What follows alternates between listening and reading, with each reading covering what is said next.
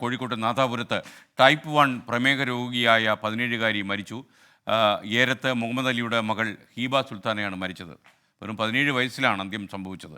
വയറുവേദനയെ തുടർന്ന് ഇന്നലെ വൈകുന്നേരം കല്ലാച്ചി ആശുപത്രിയിൽ എത്തിച്ചതാണ്. വിദഗ്ധ ചികിത്സയ്ക്കായി കോഴിക്കോട് മെഡിക്കൽ കോളേജിൽ കൊണ്ടുപോകും വഴിയാണ് മരണം സംഭവിച്ചത്. രാഹുൽ സുരേഷ് വിശദാംശങ്ങളുമായി കോഴിക്കോട് നിന്ന് ചേരുന്നു. രാഹുൽ, ഈ ടൈപ്പ് 1 നമ്മുടെ കുട്ടികൾക്ക് വലിയ ഒരു വെല്ലുവിളിയാണ്. ചെറിയ കുട്ടികൾക്ക് പോലും ഇത്തരം പ്രമേഹ രോഗങ്ങൾ ബാധിക്കാറുണ്ടെന്നാണ് വിദഗ്ധന്മാർ പറയുന്നത്. പറയൂ വിശദാംശങ്ങൾ.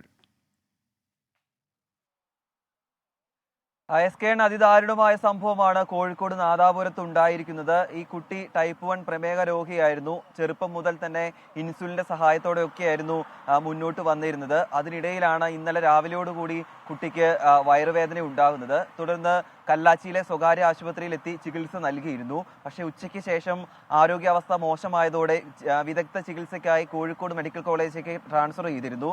ഈ കോഴിക്കോട് മെഡിക്കൽ കോളേജിലേക്ക് കൊണ്ടുവരുന്നതിനിടയിലാണ് വഴിമധ്യേ ഈ കുട്ടി മരണപ്പെടുന്നത്. കോഴിക്കോട് നാദാപുരം സ്വദേശിയായ ഏരത്ത് മുഹമ്മദ് അലിയുടെ മകളായ 17 വയസ്സുകാരി ഹിബ സുൽത്താനയാണ് മരിച്ചിട്ടുള്ളത്. നമ്മൾ നേരത്തെയും വാർത്തകളൊക്കെ നൽകിയിരുന്നു. ഈ ടൈപ്പ് 1 പ്രമേഹ രോഗികൾക്ക് കൃത്യമായി ഇൻസുലിൻ ലഭിക്കാത്ത ഒരു പ്രശ്നമൊക്കെ ഉണ്ടായിരുന്നു.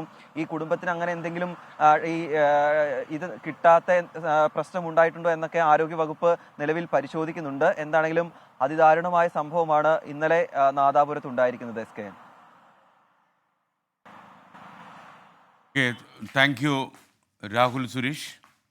എന്തായാലും സങ്കടകരമാണ്. എന്തായാലും 24 കണക്ട് ഈ ടൈപ്പ് 1 പ്രമേഹ രോഗം ബാധിച്ച കുട്ടികൾക്ക് എന്തൊക്കെ ചെയ്യാൻ കഴിയുമെന്നുള്ള കാര്യത്തിൽ അന്വേഷണത്തിലാണ്.